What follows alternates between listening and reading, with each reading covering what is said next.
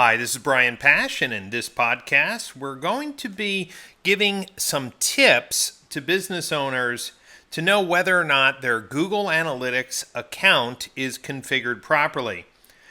There is some additional information and checklists available on LinkedIn on an article that I published on July 28th, 2017.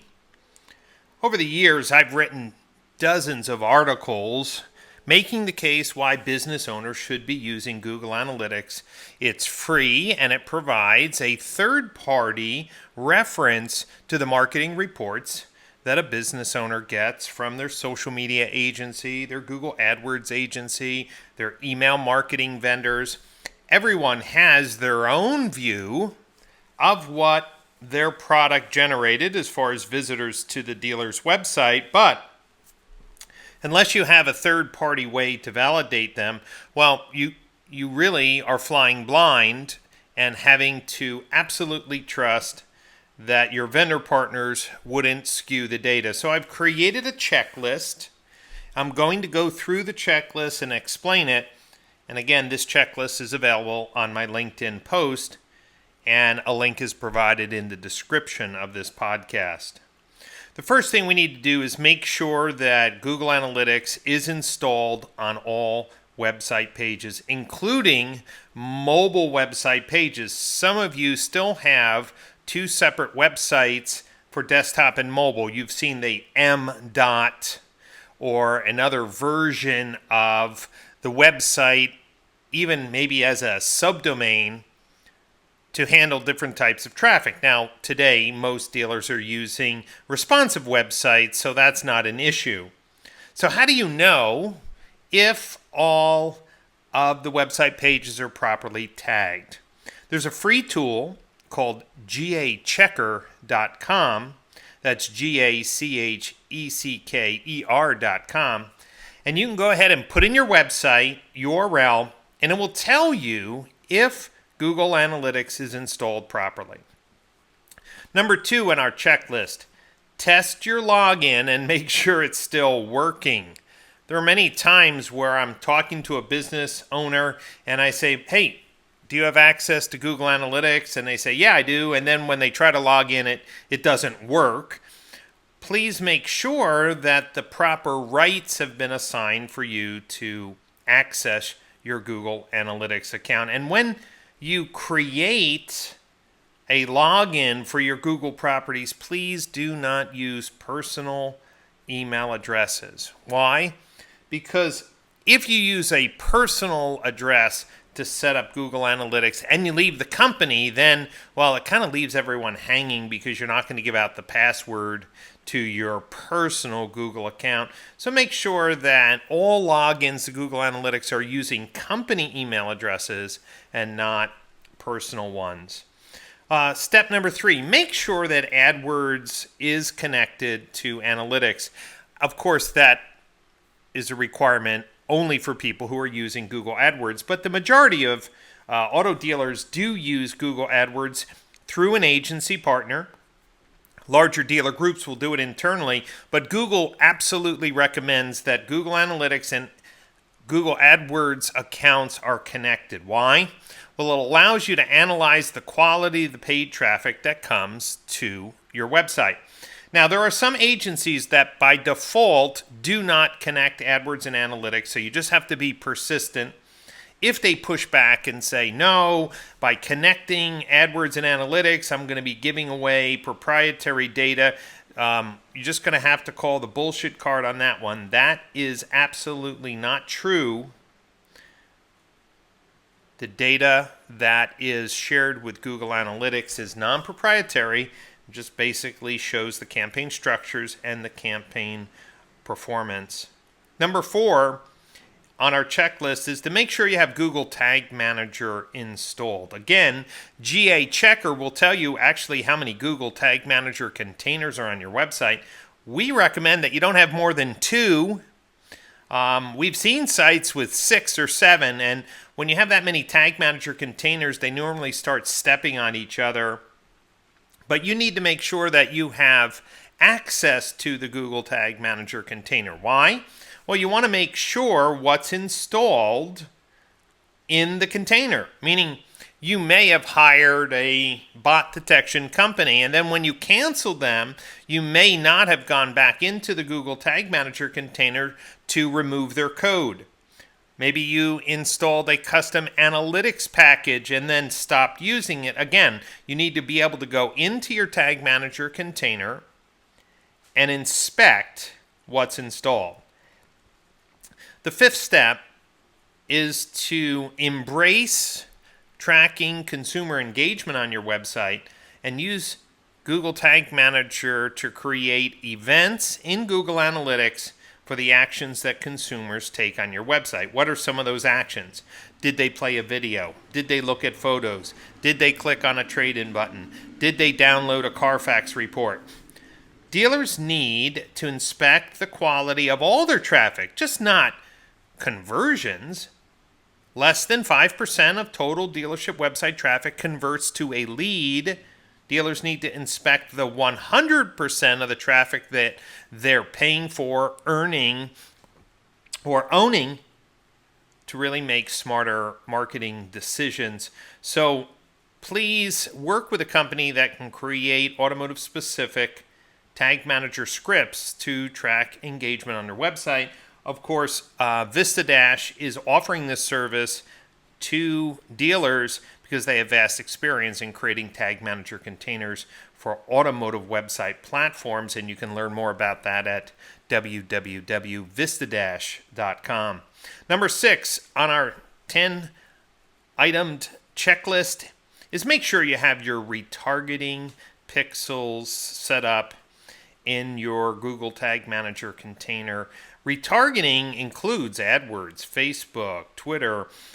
Each advertising platform that you utilize normally will offer a retargeting pixel. It needs to be placed on every page on your website. So when a consumer visits your website, and if you want to follow them with a display banner on YouTube or in the Google Display Network, on Facebook, on Twitter, well, you can do that as long as the retargeting pixel is installed.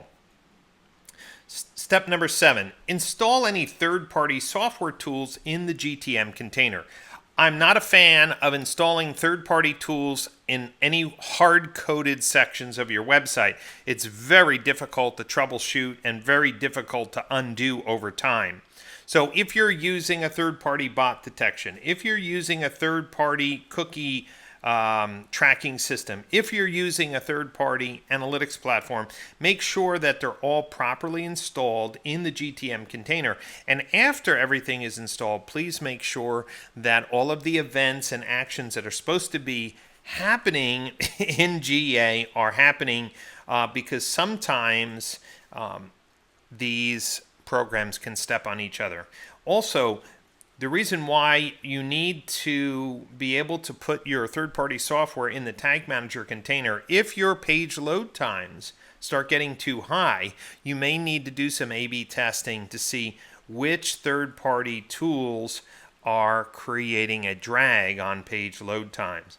Number 8, super important, rarely done right, is to make sure that Google Analytics goals are set up for hard conversions. In automotive, that would be a phone call, a lead form, a chat, and a text message.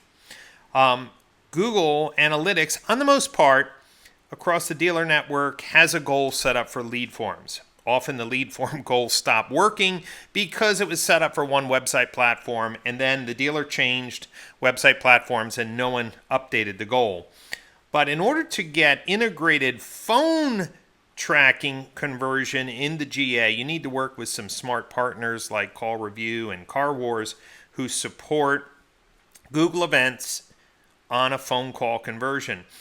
Chat and text messaging today is often handled by a chat company. You'll be pleased to know that CarChat24, CarNow, and Gubagoo all support detailed event tracking in Google Analytics so that for the first time, dealers can have all 4 conversion channels associated with the traffic that comes to their website.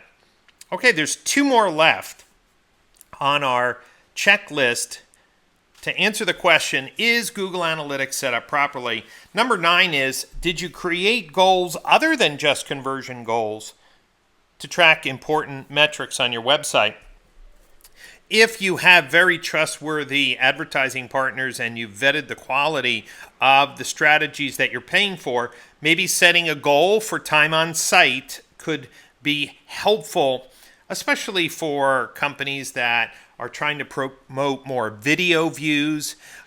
Obviously, if you're investing in video, you want consumers to be watching those videos. Maybe that can be a goal.